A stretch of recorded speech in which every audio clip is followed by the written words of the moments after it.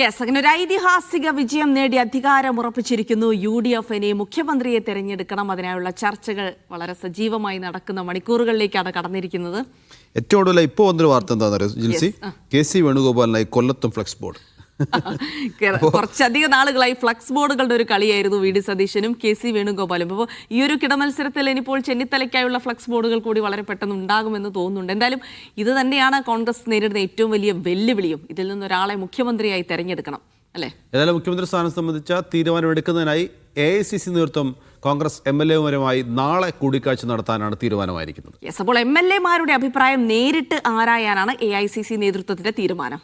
മുഖ്യമന്ത്രി ആരാകുമെന്നതിൽ MLA-മാരുടെ നിലപാടാണ് വളരെ നിർണായകമാവുക. കാരണം അവരാണല്ലോ ഈ മുഖ്യമന്ത്രി തിരഞ്ഞെടുക്കുന്നതിൽ ഏറ്റവും പ്രധാന പങ്ക് വഹിക്കുന്നത്. അതുകൊണ്ട് തന്നെ ആര് മുഖ്യമന്ത്രിയാകണമെന്നുള്ള അഭിപ്രായം MLA-മാരുമായി ചോദിക്കാനാണ് സാധ്യത. മുഖ്യമന്ത്രി മാത്രമല്ല, മന്ത്രിമാരെ സംബന്ധിച്ചുള്ള ചർച്ചകളും UDF-ൽ സജീവമാകുന്ന സമയം കൂടിയാണ്. കോൺഗ്രസിന് 11 മന്ത്രിമാരുണ്ടാകുമെന്നാണ് സൂചന. അതിൽ പ്രധാനമായും ശ്രദ്ധിക്കേണ്ട ഒരു കാര്യം, ലീഗിന് എത്ര മന്ത്രിമാരാണ്? ലീഗിൽ 5 കൂടുതൽ മന്ത്രിസ്ഥാനം ആവശ്യപ്പെടുമോ എന്നതിലും ഇപ്പോഴൊരു ആകാംക്ഷയുണ്ട്. 5-ലധികം കൊടുക്കാൻ കഴിയുമോ എന്നുള്ളതും അറിയില്ല. എന്തായാലും കേരള കോൺഗ്രസ് 2 മന്ത്രിസ്ഥാനം ആവശ്യപ്പെടുമെന്നുള്ള വിവരങ്ങൾ കൂടി നമുക്ക് ലഭിക്കുകയാണ്. യെസ്, അപ്പോൾ പോകാം തിരുവനന്തപുരത്തേക്ക്. സുനിൽ ഐസക്കാണ് വിവരങ്ങൾ നൽകാനായി ചേരുന്നത്. Sunil, good morning. അങ്ങനെ ഒരു ഐതിഹാസിക വിജയം നേടി UDF അങ്ങനെ സമാധാനത്തോടെ ഒരുപാട് നാളത്തെ പ്രവർത്തനങ്ങൾ പൂർത്തീകരിച്ചിരിക്കുന്ന ഒരു സമയം കൂടിയാണ്. പ്രത്യേകിച്ച് ഏറ്റവും അധികം ചർച്ച ചെയ്യുന്നത് മുഖ്യമന്ത്രി ആരാകുമെന്നുള്ളതാണ്. അതിനൊരു വിജയമൊന്നും UDF-ന് ആവശ്യമായിരുന്നില്ല. അതിനു മുൻപേ തന്നെ പാർട്ടിക്കകത്ത് ഇത്തരം ചർച്ചകളൊക്കെ തുടങ്ങിക്കഴിഞ്ഞിരുന്നു.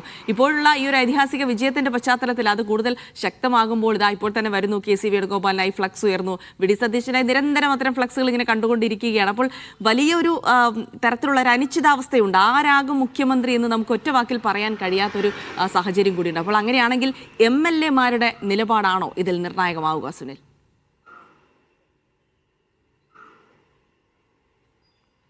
Jilsy, Naufal, good morning.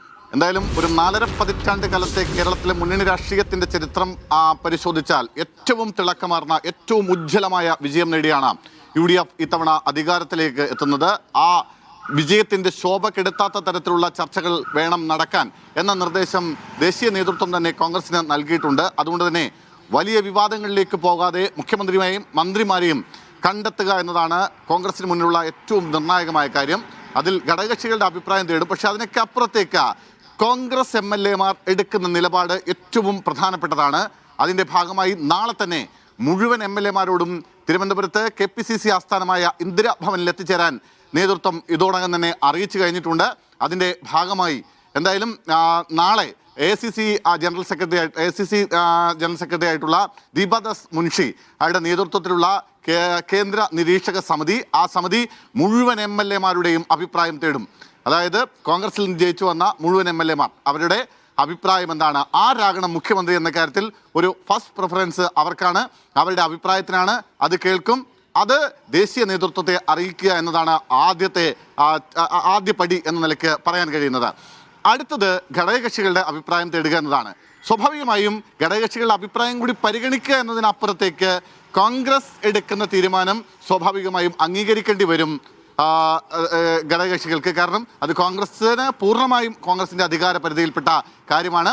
അത് ഹൈക്കമാൻഡ് തീരുമാനം എന്തായാലും അത് അംഗീകരിക്കണമെന്ന് ഘടകകക്ഷികളോട് ദീപാദാസ് മുൻഷി 2 ദിവസങ്ങൾക്ക് മുമ്പ് തന്നെ ആശയവിനിമയം നടത്തിയിട്ടുണ്ട്. അവരുടെ കോൺഗ്രസിൻ്റെ നിലപാട് അറിയിക്കുകയും ചെയ്തിട്ടുണ്ട്. അത് ലീഗും കേരള കോൺഗ്രസും അടക്കമുള്ളവർ അത് ആവശ്യം അല്ലെങ്കിൽ ആ കോൺഗ്രസിൻ്റെ അഭിപ്രായം അംഗീകരിക്കുകയും ചെയ്തിട്ടുണ്ട് എന്നാണ് നമുക്ക് ലഭിക്കുന്ന വിവരം.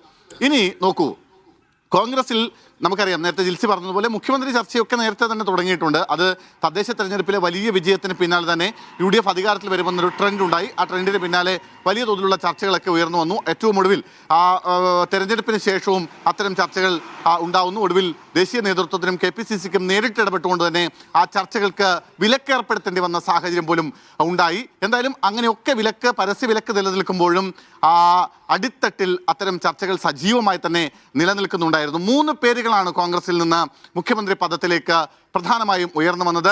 അത് പ്രതിപക്ഷ നേതാവ് VD സതീശൻ്റെയും രമേശ് ചെന്നിത്തലയുടെയും അതിനൊപ്പം KC Venugopal, AICC general secretary KC വേണുഗോപാലിൻ്റെയും പേരുകളാണ്.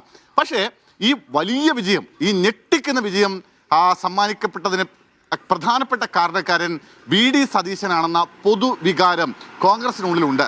ആ പൊതുവികാരത്തിന് എതിരായി ഒരു തീരുമാനം കോൺഗ്രസ് നേതൃത്വത്തിന്റെ ഭാഗത്ത് നിന്ന് ഉണ്ടാകുമോ എന്നത് നിർണായകമായ കാര്യമാണ്. ഇന്നലെ വി ഡി സതീശനുമായി സംസാരിക്കുമ്പോൾ അദ്ദേഹം തന്നെ പറഞ്ഞ കാര്യമുണ്ട്. കഴിഞ്ഞ തവണ പ്രതിപക്ഷ നേതൃസ്ഥാനം ഏറ്റെടുക്കുമ്പോൾ സോണിയാഗാന്ധി ഒരൊറ്റ കാര്യം മാത്രമാണ്, ഒരൊറ്റ ആവശ്യം മാത്രമാണ് മുന്നോട്ട് വെച്ചത്. അത് അടുത്ത തവണ കോൺഗ്രസിനെ അധികാരത്തിലെത്തിക്കണം, UDF-നെ അധികാരത്തിലെത്തിക്കണമെന്നാണ്. ആ അധികാരത്തിലെത്തിക്കുന്നതിന്റെ ഭാഗമായി കഴിഞ്ഞ 5 വർഷക്കാലമായി വി ഡി സതീശൻ നടത്തിയ പ്രവർത്തനങ്ങളുണ്ട്. അതായത് പലതരത്തിലുള്ള പ്രവർത്തനങ്ങൾ. അത് കഴിഞ്ഞ ഉപതെരഞ്ഞെടുപ്പുകളിലൊക്കെ അതിൻ്റെ ഒരു പ്രതിഫലനം ഉണ്ടായി. തദ്ദേശ തെരഞ്ഞെടുപ്പിൽ അതിൻ്റെ പ്രതിഫലനം നമ്മൾ കണ്ടു. ഏറ്റവും ഒടുവിൽ തെരഞ്ഞെടുപ്പ് പ്രഖ്യാപനത്തിന് തൊട്ട് മുമ്പ് തന്നെ വി ഡി സതീശൻ 100-ലധികം സീറ്റ് നേടി UDF അധികാരത്തിലെത്തുമെന്ന പ്രഖ്യാപനം നടത്തുന്നു. പക്ഷേ കോൺഗ്രസിലെ തന്നെ നേതാക്കൾ പോലും അതിനെ എത്രത്തോളം ഗൗരവത്തിൽ ഉൾക്കൊണ്ടു എന്ന കാര്യത്തിൽ സംശയമാണ്. ഒരുപക്ഷെ UDF ഘടകകക്ഷി നേതാക്കൾ പോലും അത്രയധികം സീറ്റ് ലഭിക്കും എന്ന ഒരു പ്രഖ്യാപനം അല്ലെങ്കിൽ ആ പ്രതീക്ഷ പങ്കുവെക്കുന്നുണ്ടായിരുന്നില്ല.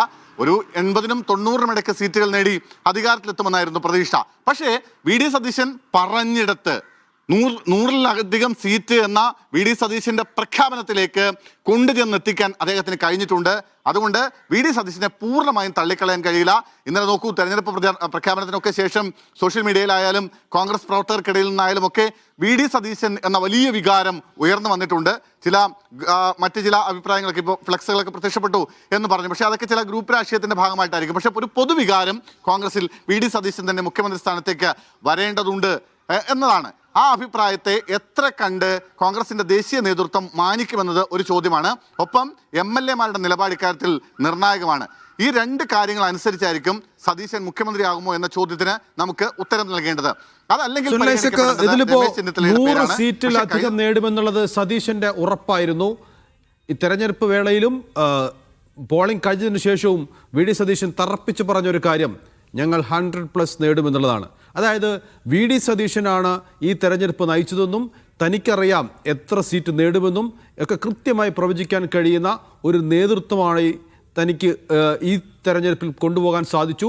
അതുകൊണ്ട് തന്നെ പൂർണ്ണമായും അതിൻ്റെ അവകാശം അദ്ദേഹത്തിന് തന്നെ, അതായത് മുഖ്യമന്ത്രി സ്ഥാനത്തേക്കുള്ള അവകാശം അദ്ദേഹത്തിന് തന്നെയാണ് എന്ന് ഉറപ്പിക്കുന്ന ഒരു റിസൾട്ടാണല്ലോ ഇന്നലെ വന്നത്. അപ്പോൾ സ്വാഭാവികമായും വി ഡി സതീശനിലേക്ക് തന്നെ പോകാൻ ഹൈക്കമാൻഡിന് നിർബന്ധിതരാകുന്ന രീതിയിലല്ലേ കാര്യങ്ങളുടെ പോക്ക്? തീർച്ചയായും ഞാൻ അങ്ങനെ തന്നെയാണ് പറഞ്ഞത്. അതായത് ഈ 100-ലധികം സീറ്റ് എന്നത് ഒരു സ്വപ്ന സംഖ്യയായിട്ടാണ് പലപ്പോഴും UDF-ലെ ഘടകകക്ഷി നേതാക്കൾ ഒപ്പം കോൺഗ്രസിലെ പ്രധാനപ്പെട്ട നേതാക്കൾ ഒക്കെ കരുതിയിരുന്നത്. ഏതാണ്ട് 80-90 സീറ്റ് കിട്ടി അധികാരത്തിലെത്തുമെന്നുള്ള പ്രതീക്ഷ മാത്രമായിരുന്നു പലപ്പോഴും കോൺഗ്രസിന്റെ നേതാക്കൾ പോലും നമ്മളുമായി സംസാരിക്കുമ്പോഴൊക്കെ പങ്കുവച്ചിരുന്നത്. പക്ഷേ വി ഡി സതീശൻ എന്ന നേതാവാണ്, വി ഡിയാണ് 100-നപ്പുറത്തേക്ക് കടന്ന് അധികാരത്തിലെത്തുമെന്ന ആ നിലപാട് പ്രഖ്യാപനം നടത്തുന്നതും ആ നിലപാടിൽ ഉറച്ചു നിന്നതും എന്നത് ഏറ്റവും ശ്രദ്ധേയമായ കാര്യമാണ്. ആ സ്വപ്ന സംഖ്യയിലേക്ക് UDF-നെ എത്തിക്കാൻ വി ഡി സതീശന് കഴിഞ്ഞിട്ടുണ്ട്. വി ഡി സതീശന്റെ നേതൃത്വത്തിന് കഴിഞ്ഞിട്ടുണ്ട്. വി ഡി സതീശനെ കേന്ദ്രീകരിച്ചുകൊണ്ട് നടത്തിയ പ്രവർത്തനങ്ങൾക്ക് കഴിഞ്ഞിട്ടുണ്ടെന്ന കാര്യം ഉറപ്പാണ്.